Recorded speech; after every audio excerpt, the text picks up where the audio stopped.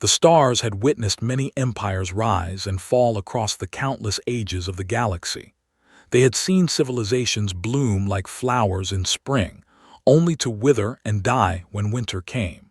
But the stars had never seen anything quite like what was about to happen. They had never seen a species like humanity. Commander Elena Vasquez stood on the bridge of the human starship Unity, watching the distant purple light of the Korvax homeworld through the viewport. Her dark hair was pulled back in a tight bun, and her brown eyes held the weight of 1,000 battles. She had not slept in 30 hours, but sleep was a luxury she could not afford. Not now, not when everything hung in the balance. The Korvax Empire had ruled this sector of the galaxy for 8,000 years. They were tall beings, standing nearly 3 meters high, with scales that shimmered like polished silver in the light. Their eyes were cold and calculating, like those of ancient predators. They believed themselves to be the rightful masters of all lesser species, and they had spent millennia proving this belief through conquest and cruelty. Humanity had first encountered the Korvax just 50 years ago, when a human exploration vessel had stumbled into their territory. The Korvax had been surprised to find another spacefaring species, and even more surprised when these small, soft-skinned creatures had refused to kneel before them. The first war had been brief and brutal. Humanity had lost badly, pushed back to their own small corner of space, forced to accept humiliating treaties and pay tribute to their conquerors. But humans were not a species that stayed defeated for long. Elena remembered the stories her grandmother had told her, stories of Earth and the struggles that had shaped humanity across thousands of years. Wars and famines, plagues and disasters, tyranny and oppression. Again and again, humans had faced extinction, and again they had survived. They had not just survived. They had thrived. They had learned. They had adapted. The Second War with the Korvax had ended differently. Humanity had studied their enemy, learned their weaknesses, developed new weapons and tactics. They had fought the Empire to a standstill, forcing a peace that left both sides exhausted but neither side victorious. It was during that Second War that Elena had first understood what made humanity different from so many other species in the galaxy. It was not their strength or their intelligence, though they had both in good measure. It was something else entirely. It was their capacity for connection, their ability to see past differences and find common ground with others. The galaxy was full of oppressed species, creatures who lived under the iron heel of the Korvax Empire. The Vrel were small, furry beings who had been enslaved for their skill in mining precious minerals. The Torgan were massive, gentle giants who were forced to work as laborers in the Empire's factories. The Sirene were graceful, aquatic creatures whose world had been drained of its oceans to feed Korvax industry. There were dozens more, hundreds more, all suffering under the same cruel masters. Other species had tried to unite these oppressed peoples before. They had failed always because they could not see past their own interests and prejudices. They could not truly understand beings who were different from themselves. But humans were different.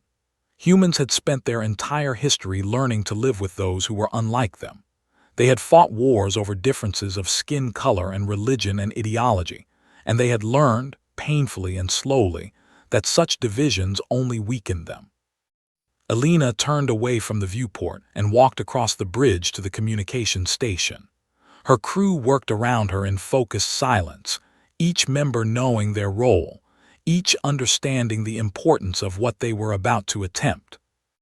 The communications officer, a young man named Marcus Chen, looked up as she approached.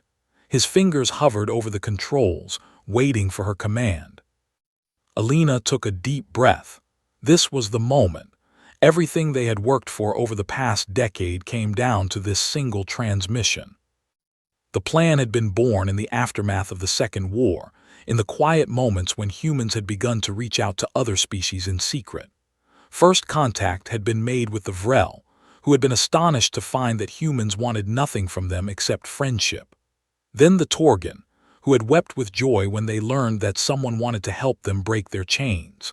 Then the Sirene and the Keloth, and the Mindari, and so many others. Building trust had taken years. Building an organization had taken even longer, but humans were patient when they needed to be, and they had a gift for bringing others together. They called their movement the Alliance of Free Peoples, and its membership had grown in secret until it spanned dozens of species and hundreds of worlds. Tonight, that secret would end. Tonight, the Alliance would reveal itself to the galaxy. Elena nodded to Marcus. He pressed the button that would begin the broadcast. Her face appeared on screens across 1,000 worlds, in hidden meeting places and underground shelters, on ships hiding in asteroid fields and stations orbiting forgotten moons. Beings of every shape and size watched as she began to speak. Her message was simple. She spoke of freedom and dignity, of the right of every being to live without fear of oppression. She spoke of the cruelties of the Korvax Empire, the countless lives lost and worlds destroyed. She spoke of the alliance that had been built in shadow and of the army that now stood ready to fight. But mostly, she spoke of hope. She spoke of a future where no species would dominate another, where all beings could live together in peace and mutual respect. She spoke of what humanity had learned in its long and bloody history, that there was more strength in unity than in division, more power in cooperation than in conquest. When she finished speaking, she gave the signal that would begin the uprising. Across the galaxy, members of the Alliance rose up against their oppressors. On mining worlds and factory planets, in slave camps and labor colonies, beings who had spent their lives in chains suddenly found the courage to fight back. The Korvax Empire had grown complacent over its 8,000 years of rule. It had forgotten that even the mightiest tree can be brought down when enough small creatures gnaw at its roots. It had dismissed humanity as a minor nuisance, a backward species barely worth noticing. It had never imagined that these small, soft-skinned creatures could pose any real threat to their ancient dominion. That night, the Empire learned how wrong it had been. Elena watched the reports flooding in from across the sector. Korvax outposts were falling. Supply lines were being cut. The carefully coordinated attacks were striking at exactly the right points, hitting the Empire where it was weakest. She allowed herself a small smile. This was only the beginning. The real battle was yet to come. The Korvax would recover from their surprise, and then they would strike back with all the fury of wounded pride. But for now, for this one shining moment, the oppressed peoples of the galaxy had risen up as one. And at their head, leading them forward into an uncertain future, stood humanity. The stars continued their eternal watching, and if they could have spoken, they might have said that they had finally found something worth watching. They might have said that, after countless ages of witnessing the same cycles of tyranny and submission, they were finally seeing something new. They were seeing beings fight not for conquest or domination, but for freedom. Not for themselves alone, but for all who suffered. They were seeing the birth of something that had never existed before in all the long history of the galaxy. They were seeing hope. The broadcast ended, but its effects rippled outward like waves from a stone thrown into still water. On the bridge of the Unity, Elena Vasquez turned to face her crew. They were watching her, waiting for her next command. She knew that the hardest days were still ahead. She knew that many of them would not survive what was coming. But she also knew that they were fighting for something worth dying for, and that knowledge gave her strength. She straightened her shoulders and began giving orders. There was work to be done. The news of the uprising spread faster than light itself, carried by quantum communication networks that the Korvax had never suspected existed. Within hours, every corner of the Empire knew that something unprecedented was happening. Within days, the scale of the rebellion became clear. High Admiral Zareth stood in the command center of the Korvax homeworld, his silver scales rippling with barely contained rage. Around him, subordinates scrambled to make sense of the chaos, their voices overlapping in a cacophony of panic and confusion. The reports coming in were almost impossible to believe. 37 worlds had declared independence in the first 12 hours. 58 more followed by the end of the first day.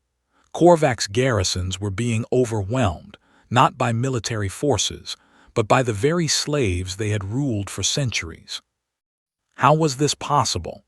The Korvax had ruled these species for generations. They had broken their spirits, crushed their will to resist. These creatures should have been incapable of organized rebellion. They should have been too afraid, too divided, too weak. But the reports kept coming, and in every report, in every piece of intelligence gathered from across the crumbling empire, one word kept appearing: human. Zorath hissed the word like a curse. He had studied the humans when they first appeared, had dismissed them as insignificant. They were young, barely a century into their spacefaring existence. They were weak, unable to match Korvax's technology or military might. They were divided, constantly fighting among themselves over trivial differences. And yet somehow, these insignificant creatures had done what no other species had ever accomplished. They had united the galaxy against the Empire. The Admiral turned to his strategic display, watching the red symbols that represented rebel forces spread across the map like a disease. The pattern was clear now, beautiful in its terrible efficiency. The humans had not simply sparked random uprisings. They had coordinated a carefully planned assault on the Empire's most vulnerable points. Supply depots were being captured or destroyed. Communication stations were going dark. The network that had held the Empire together for millennia was being systematically dismantled. Zorath had to admit grudgingly that it was impressive. The humans had clearly spent years preparing for this moment, gathering intelligence, building relationships, positioning assets.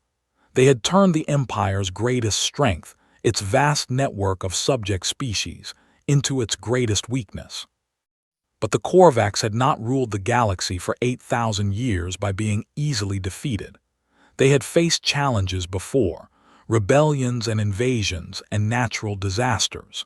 They had overcome them all through superior force and ruthless efficiency. The Admiral began issuing orders. The home fleet would be mobilized. Reinforcements would be sent to secure the most vital systems. The rebellion would be crushed, and the humans would be taught a lesson they would never forget. As he worked, Zorath made a silent vow. When this was over, he would not simply defeat humanity. He would destroy them utterly. He would burn their worlds and scatter their ashes across the void.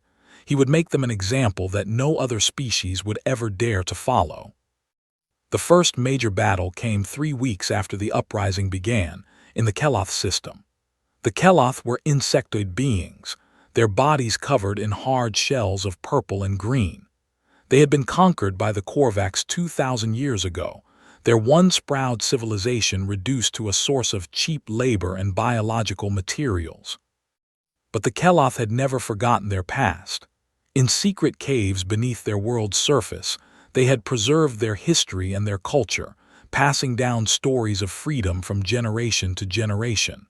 When the Alliance came to them, offering hope and help, they had welcomed it with open arms.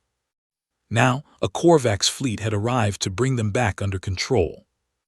Commander Elena Vasquez watched from the Bridge of the Unity as the enemy ships emerged from faster-than-light travel. There were 47 of them, a formidable force by any measure. Against them, the Alliance had assembled a motley collection of 23 vessels, a mix of human warships, converted freighters, and hastily armed civilian craft. The numbers were not in their favor, but numbers had never been the Alliance's greatest strength. Elena opened a channel to the other ships in her fleet. Captains from half a dozen species appeared on her screen, their faces reflecting a range of emotions from fear to determination to grim resolve. There was Captain Krell of the Torgan vessel Mountain's Heart, his massive gray face set in an expression of quiet confidence. There was Commander Silvara of the Siren cruiser Ocean's Memory, her blue skin shimmering with bioluminescent patterns that signaled readiness for battle. There was Flight Leader Churik of the Keloth Defense Force, her compound eyes glittering with fierce pride. So many different species, each with their own history and culture and way of seeing the world. In any other circumstances, they might have been enemies, but humanity had shown them a different path, a way to see past their differences and find common purpose. Alina spoke to them now, her voice calm and steady despite the danger they faced. She reminded them of what they were fighting for, of the friends and families who depended on their victory. She reminded them of the plan they had developed together, using each species' unique strengths to compensate for their numerical disadvantage. When she finished, she saw something remarkable on the faces of her fellow commanders. She saw belief. These beings, who had spent their lives being told they were inferior and weak, had found faith in themselves and in each other. The battle began with the Korvax advance, their ships moving in the traditional formation they had used for thousands of years. It was a formation that had never failed them, a perfect expression of overwhelming force and superior technology. Alina smiled. The Korvax were about to learn that the old ways no longer worked. The Alliance fleet scattered like startled birds, each ship moving according to a carefully choreographed plan. The Korvax commanders were confused. This was not how inferior species were supposed to fight. They were supposed to form defensive lines, to try to meet force with force. They were supposed to be predictable. Instead, the Alliance ships danced around the Korvax formation, striking from unexpected angles and retreating before the enemy could respond. The Torgan vessels, designed for heavy cargo hauling, absorbed damage that would have destroyed smaller craft. The Cyrene cruisers, evolved for underwater combat, proved surprisingly agile in the three-dimensional battlefield of space. The Keloth fighters, small and fast and piloted by beings with reflexes far quicker than any Korvax, swarmed around the enemy ships like angry insects. And through it all, the human ships coordinated the attack, linking the disparate elements together into a unified fighting force. The battle lasted 6 hours. When it was over, 22 Korvax ships had been destroyed or disabled. The Alliance had lost 8 vessels, including hundreds of brave souls who had given their lives for freedom. It was a victory, the first major victory the Alliance had won against the Empire. News of it spread across the galaxy, inspiring hope in the hearts of the oppressed and fear in the hearts of their oppressors. In the aftermath, as rescue teams worked to save survivors from damaged ships, Alina allowed herself a moment of quiet reflection. She had lost friends today, good people who had believed in the cause. Their deaths weighed heavily on her soul. But she also knew that their sacrifice had meaning. They had proven that the Korvax could be beaten. They had shown the galaxy that resistance was possible. They had lit a fire that would be very hard to extinguish. The war was far from over. Alina knew that the Empire would not accept this defeat quietly. They would come back stronger, more determined than ever to crush the rebellion. The hardest battles were still ahead. But for now, in this moment, she allowed herself to feel hope. The Alliance had taken its first step toward freedom. Whatever came next, that step could never be taken back. She turned to her crew, who were watching her with tired but triumphant faces. There was work to be done, repairs to make, wounded to tend, plans to finalize for the next engagement. Commander Alina Vasquez straightened her shoulders and got back to work. The months that followed were the hardest in the Alliance's short history. The Korvax Empire, stung by its defeats, launched a massive counteroffensive. Hundreds of ships poured out from the homeworld, carrying armies of soldiers and weapons of terrible destructive power. World after world fell before the onslaught. The brief taste of freedom that so many species had enjoyed was snatched away, replaced by a renewed oppression even more brutal than before. The Korvax made examples of those who had dared to rebel, public executions broadcast across the communication networks as a warning to others. Many in the Alliance began to despair. They had hoped that victory would come quickly, that the Empire would crumble once its weakness was exposed. Instead, they faced the full fury of a wounded giant and they were being crushed beneath its heel. But humanity refused to give up. In the darkest days, when all seemed lost, it was the humans who rallied their allies and found new ways to resist. They had learned, across their long history, that hope was a resource more valuable than any weapon. They had learned that the darkest hour often comes just before the dawn. Elena Vasquez traveled from world to world, meeting with resistance leaders and ordinary citizens alike. She listened to their fears and acknowledged their losses, but she also reminded them of what they were fighting for, of the future they were building together.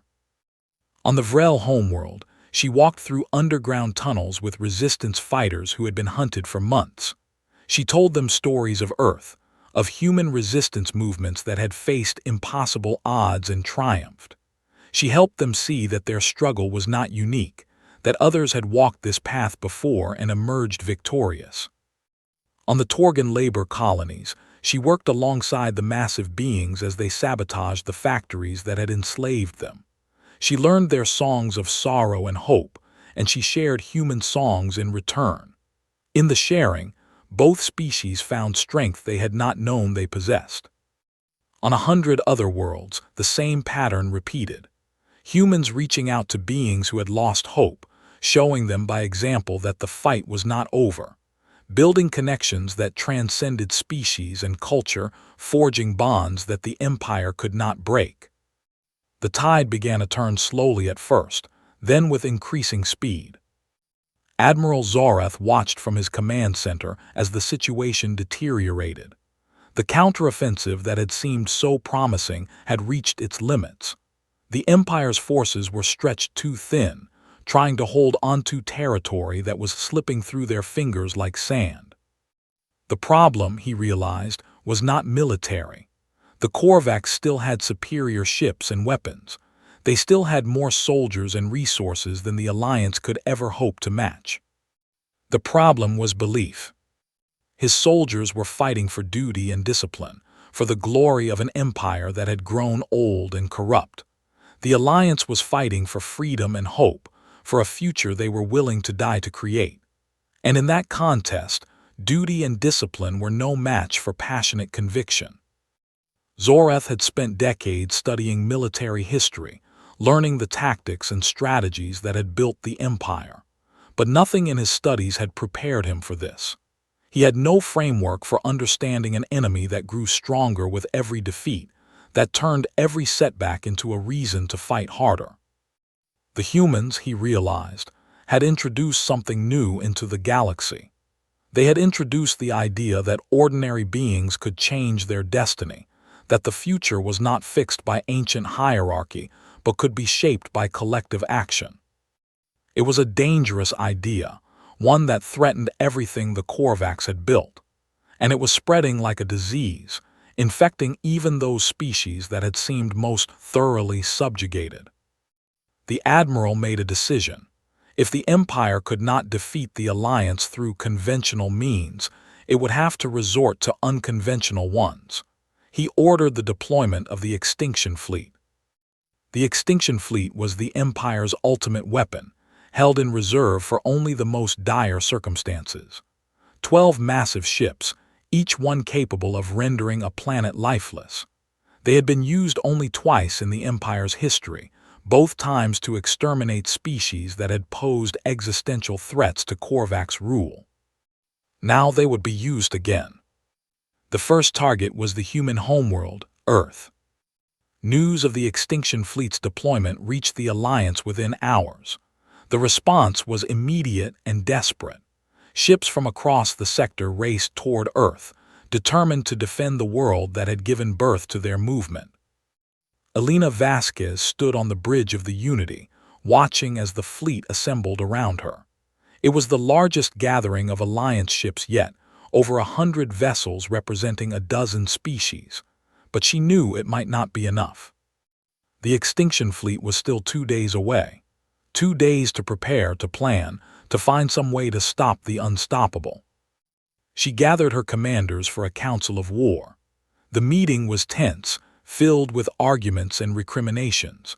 Some wanted to scatter, to preserve what they could by fleeing to distant corners of the galaxy. Others wanted to launch a desperate attack on the Korvax homeworld, hoping to force the Empire to recall its fleet. Alina listened to all of them, letting each voice be heard. Then she spoke.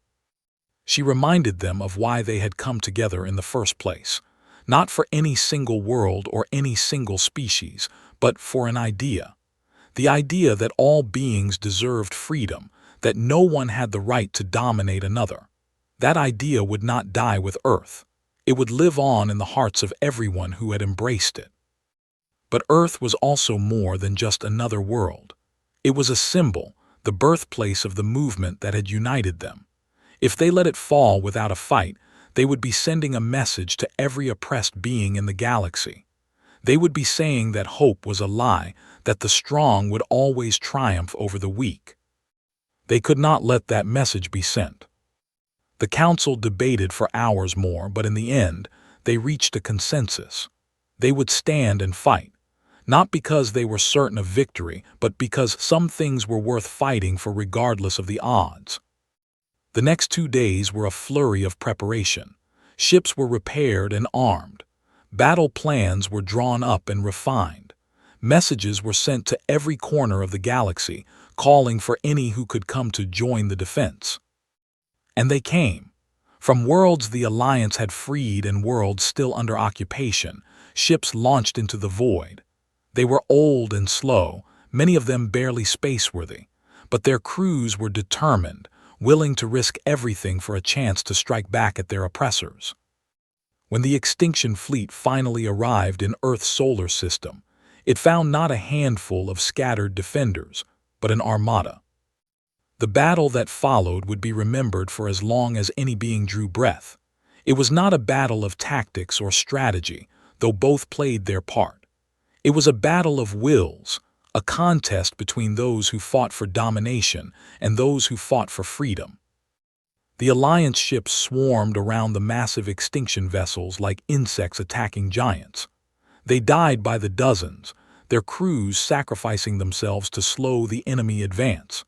But for every ship that fell, another took its place, driven by a determination that the Korvax could not match. Alina Vasquez led from the front, her ship dancing through a storm of weapons fire. She had never been more alive, more certain of her purpose. Whatever happened today, she knew that her life had meant something.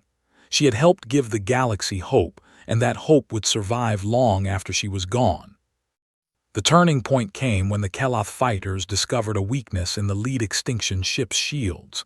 It was a tiny flaw, barely noticeable, but it was enough. A coordinated strike by dozens of vessels exploited the opening, sending torpedoes through the gap and into the ship's vulnerable core. The explosion was visible from Earth's surface, a new star briefly flaring to life in the night sky. With their flagship destroyed, the remaining extinction ships faltered. For the first time in their long history, they faced an enemy that would not break, would not flee, would not surrender, and they did not know how to respond. One by one, the remaining extinction ships were destroyed or disabled. The battle was won. The destruction of the extinction fleet broke something in the Korvax Empire. It was not just a military defeat, though it was certainly that. It was a psychological blow, a shattering of the myth of invincibility that had sustained the Empire for millennia. In the weeks that followed, world after world declared independence. The rebellion that had once seemed like a desperate long shot now looked like an inevitable tide. Beings who had been afraid to resist suddenly found their courage, inspired by the knowledge that the Empire could be beaten. Admiral Zorath watched from his command center as the Empire crumbled around him. He had spent his entire life serving the Korvax cause, believing in the righteousness of their rule. Now that faith was being tested as it had never been tested before. The other admirals were divided. Some wanted to continue fighting, to burn every rebel world and kill every rebel being until order was restored. Others wanted to negotiate, to find some accommodation that would preserve what they could of the Empire's power. Zorath himself was uncertain. He had always believed that strength was the only thing that mattered, that the weak existed to serve the strong. But the humans had shown him a different kind of strength, one that grew from connection rather than domination. He found himself thinking about the stories he had heard, the testimonies of captured rebels. They spoke of a future where all species could live together in peace, where differences were celebrated rather than exploited. It sounded naive, impossible even. But there was something in their eyes when they spoke, a light that no amount of torture could extinguish. Was it possible, he wondered, that the Korvax had been wrong all along? That their ancient philosophy of dominance had been not a sign of strength, but of weakness? The question troubled him deeply. Meanwhile, the Alliance was facing challenges of its own. Victory brought problems that were almost as difficult as defeat. How do you govern a coalition of dozens of species, each with their own needs and desires? How do you prevent the oppressed from becoming oppressors themselves, seeking revenge on those who had wronged them? Elena Vasquez found herself at the center of these debates. As the most visible human leader, she was looked to for guidance by beings across the galaxy. It was a responsibility she had never sought and often felt unworthy of bearing. But she did her best. She traveled constantly, mediating disputes and building consensus. She reminded the Alliance members that their strength came from their unity, that the moment they turned on each other, they would become no better than the empire they had overthrown. She advocated for mercy toward their former enemies, even when others called for harsh punishment. The Korvax were not evil by nature, she argued. They had simply been raised in a system that taught them cruelty and domination. Given a chance, many of them could learn to live differently. It was not an easy argument to make. Many species had suffered terribly under Korvax rule, and their desire for revenge was understandable. But Elena persisted, drawing on human history to show how cycles of vengeance only led to more suffering. Slowly, painfully, the Alliance began to find its way. A council was established, with representatives from every member species. Laws were passed protecting the rights of all beings, regardless of their origin. A new order began to take shape, built on the principles of freedom and mutual respect that humanity had brought to the galaxy. Not everyone was happy with these developments. There were those who wanted humanity to take control, to use its position of influence to dominate the new order. There were others who resented the humans, seeing them as interlopers who had disrupted the natural order of things. Elena addressed these concerns as best she could. Humanity had not come to the galaxy to rule, she said. They had come to make friends, to learn from other species, and share what they had learned in return. The Alliance was not a human empire under a different name. It was something new, a partnership of equals working together for the common good. The final act of the war came almost anticlimactically. The Korvax homeworld, surrounded by Alliance forces, finally agreed to surrender. A delegation of human and allied diplomats traveled to the surface to negotiate terms. Elena was part of that delegation. She walked through the ancient halls of the Korvax capital, halls that had witnessed 8,000 years of imperial rule. The Korvax she passed watched her with a mixture of fear and curiosity, unable to comprehend how this small, soft creature had been their undoing. The negotiations took weeks. There were moments when they nearly collapsed, when old hatreds and fears threatened to overwhelm the fragile hope for peace. But in the end, a treaty was signed. The terms were harsh but fair. The Korvax would surrender all conquered territory and pay reparations to the species they had oppressed. Their military would be reduced to a fraction of its former size, but they would be allowed to keep their homeworld and their culture. They would be given a chance to join the new galactic order as equals, if they were willing to embrace its values. Some Korvax chose exile, fleeing to distant corners of the galaxy rather than accept what they saw as humiliation. But many stayed, and over time, they began to change. The The next generation of Korvax grew up in a galaxy where domination was no longer the path to success. They learned to compete through innovation and cooperation rather than conquest. It was not a perfect peace. There were setbacks and conflicts, old wounds that refused to heal, but the direction was clear. The galaxy was moving toward something better, something that had never existed before. And at the heart of it all were the humans, still reaching out, still building connections, still showing by example that a better way was possible. Years later, Elena Vasquez stood on the observation deck of a space station orbiting Earth. She was older now, her hair streaked with gray, her face lined with the marks of a life well lived. But her eyes still held the same fierce light they had held on the day she first broadcast the call to rebellion. She was surrounded by beings of every shape and size, representatives from dozens of species who had come to celebrate the anniversary of the Alliance's founding. They were laughing and talking, sharing food and stories, united by bonds that would have seemed impossible a generation ago. A young Korvax approached her, one of the new generation who had grown up in the peace. He bowed respectfully and asked if he could ask her a question. Elena smiled and nodded. The young Korvax wanted to know how she had done it. How had humans, such a young and weak species, managed to unite the galaxy and overthrow an empire that had endured for millennia? Elena thought about the question for a long moment. There were many answers she could give, many factors that had contributed to their victory. Better tactics, superior coordination, the element of surprise. But she knew that none of these were the real answer. Humans had won, she said, because they understood something that the Korvax had never learned. They understood that true strength came not from domination, but from connection. That the bonds you built with others were more valuable than any weapon or territory.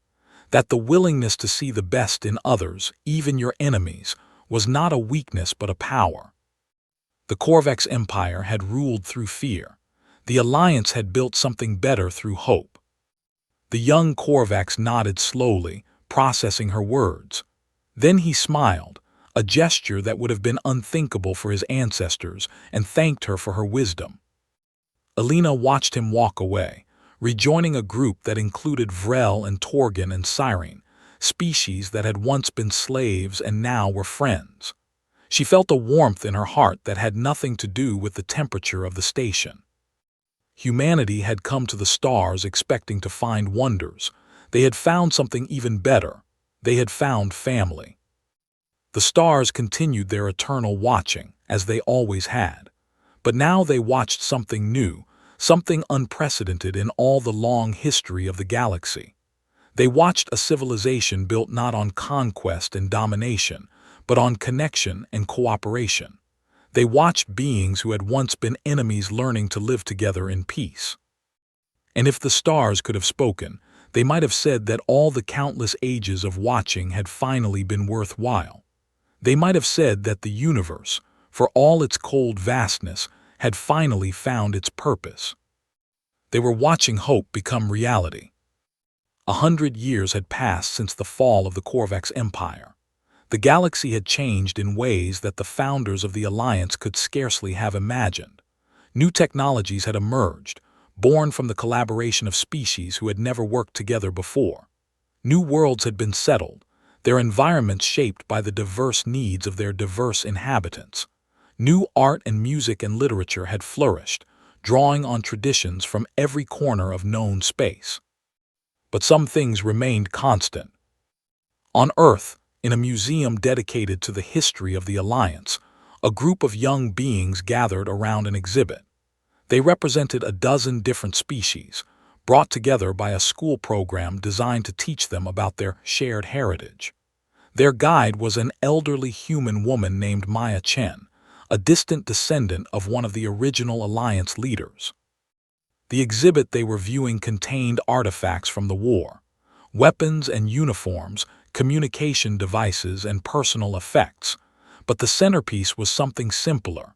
It was a flag, old and faded, bearing a symbol that had become known throughout the galaxy. The symbol showed hands of different shapes and sizes, reaching toward each other across a field of stars. It had been designed by a human artist in the early days of the rebellion, but it had been adopted by beings of every species as a symbol of their common cause. Maya told the young beings the story of the flag, how it had flown from the Bridge of the Unity during the Battle of Earth, how it had been planted on the Korvax homeworld when the war finally ended, how it had become a symbol not just of victory, but of the values that the Alliance had been built to defend. One of the young beings, a small Vrel with bright, curious eyes, asked why the symbol showed hands rather than something else. After all, not every species had hands. Some had tentacles or claws or appendages that defied easy categorization. Maya smiled at the question. The hands, she explained, were not meant to be literally accurate. They were meant to represent the act of reaching out, of connection. That was what the Alliance was really about. Not any particular body part or species, but the willingness to reach beyond yourself and grasp the hand or tentacle or claw of another. The young Vrel nodded, satisfied with the answer. Maya continued the tour, leading the group through exhibits that documented the long history of the Alliance. They saw images of the first meetings between humans and other species, awkward and uncertain, but full of hope. They saw recordings of the great speeches that had rallied the rebellion. They saw memorials to those who had given their lives for freedom. At the end of the tour, they came to an exhibit that was not about the past, but about the present. It showed a live feed from a world called New Harmony, a planet that had been settled by beings from dozens of species who wanted to live together in peace. The feed showed children playing in a park, their games a chaotic mix of different species traditions. It showed adults working in fields and factories, their labor made easier by technology that combined the best innovations of many cultures. It showed a council meeting where representatives debated the issues of the day, their disagreements fierce but always respectful. This, Maya said, was what the founders of the Alliance had fought for. Not just the defeat of the Empire, but the creation of something better. A galaxy where beings could live together in peace, where differences were celebrated rather than feared, where every voice had a chance to be heard. It was not perfect, she admitted. There were still problems, still conflicts, still injustices that needed to be addressed. The work of building a just society was never finished, would never be finished, as long as there were beings who cared about making things better. But the direction was clear. The galaxy was moving toward something greater than any single species could have achieved alone. And at the heart of it all, still reaching out, still building connections, were the humans who had sparked the revolution. The young beings listened with rapt attention. For them, the history Maya described was not personal memory, but something learned from books and videos. They had grown up in a galaxy at peace, never knowing the fear and oppression that their ancestors had endured. But they understood, on some level, the importance of what they were learning. They understood that the freedom they took for granted had been bought with blood and sacrifice. They understood that it was their responsibility to preserve and protect that freedom for future generations. As the tour ended and the young beings prepared to leave, the small Vrel approached Maya with one more question. What, he wanted to know, was the most important lesson that humans had taught the galaxy. Maya thought about the question for a long moment. She thought about everything humanity had been through, the wars and disasters and dark times. She thought about the courage it had taken to reach out to species that were so different from them. She thought about the faith they had shown in others, even when that faith seemed foolish. The most important lesson, she finally said, was that hope is always worth having. No matter how dark things seem, no matter how impossible the odds, there is always a chance that things can get better. You just have to be willing to try. The young Vrel nodded solemnly. Then he did something that made Maya's heart swell with emotion. He reached out with his small, furry hand and grasped hers, his grip surprisingly strong. "Thank you," he said. "Thank you for telling us." Maya squeezed his hand gently. Then she watched as he rejoined his classmates, chattering excitedly about what they had learned. They filed out of the museum, a living embodiment of everything the Alliance had fought to create. Outside, the sun was shining on a world at peace. Ships rose into the sky, carrying beings to distant worlds on missions of exploration and trade. The city below hummed with activity, its streets filled with the diverse citizens of a united galaxy. Maya stood at the window, watching it all. She was old now, older than Alina Vasquez had been when she died, surrounded by friends from every corner of known space. But she felt younger than she had in years. The future stretched out before her, vast and uncertain but full of possibility. There would be challenges ahead, new threats to face, new problems to solve. But she had faith that the beings of the galaxy would meet those challenges together. That was the gift humanity had given to the stars. Not conquest or domination, but something far more precious. The knowledge that connection was possible, that understanding could bridge any gap, that hope could triumph over despair. The Corvex Empire had ruled through fear, and it had fallen. The Alliance ruled through hope, and it would endure. Maya smiled and turned away from the window. There was still work to be done, still lives to touch, still connections to make. The stars kept watching, as they always had and always would. But now they watched something beautiful. They watched the children of countless worlds growing up together, learning from each other, reaching toward a future brighter than any of them could build alone. They watched hope become reality. And somewhere across the vast distances of space and time, the founders of the Alliance smiled. They had planted a seed, and it had grown into something magnificent. The galaxy would never be the same. The story of humanity's gift to the stars was far from over. In many ways, it was just beginning. But that, as they say, is a tale for another day.